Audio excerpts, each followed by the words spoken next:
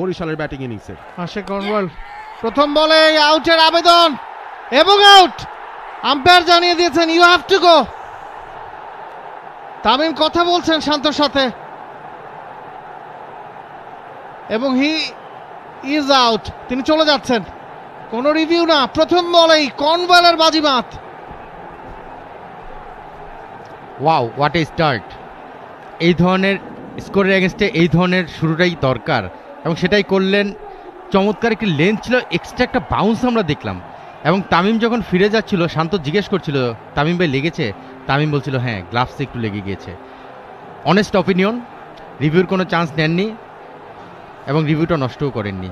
Tamim Iqbal inform player ছিলেন, last ম্যাচে 86 করে নট আউট ছিলেন, আজকে প্রথম বলেই আউট। রিফ্লেকশনটাও বোঝা যাচ্ছিল, রিফ্লেক্সে তিনি কিন্তু গ্লাভসটা সরিয়ে ফেলেছিলেন, গ্লাভসে যে লেগেছে সেটাও বোঝা গিয়েছিল, সে কারণে হয়তো রিভিউ নিতে চাননি। বিগ ব্রেক থ্রু সিলেট স্ট্রাইকার্সের জন্য হচ্ছে নিহাদুজ্জামানকে বসিয়ে, তবে বোর্ডে আজকে রানই জমা হয়নি। আউটসাইড এজ না বলে আসলে গ্লাভসে লেগে কিপারের হাতে তালুবন্দি হয়েছে বললেই বেটার। পরের বলটা আরও একবার ঝুলিয়ে করেছিলেন রাকিম কর্নওয়াল। মায়ার্স তার সহজাত ভঙ্গিমায় তুলে মারার চেষ্টায়, বাট বলে কানেকশনটা ঠিকঠাক হয়নি। 10 innings 286 run, 154 strike rate, outstanding in BPL. Carl Myers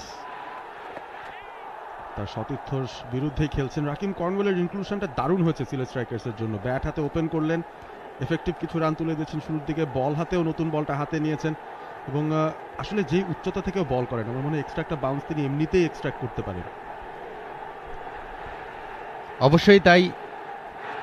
wow, চমৎকার বোলিং কিন্তু করছেন এবং আমি যতটুকু জানি প্রথম দিকে তাকে খেলানো না খেলানোর কারণটা হচ্ছে তার আসলে সে ফিট ছিল না, ফিজিক্যালি এবং মেন্টালি পুরোটা ফিট ছিলেন না, যার কারণে তাকে খেলানো হয়নি। বোলিং অপশনে একটা ঘাটতি ছিল, সেই বোলিং অপশনটা কিন্তু আজকে কিছুটা হলেও কভার করেছে এবং ওয়াও, নতুন বলে কিন্তু এই ধরনের বলই হওয়ার কথা।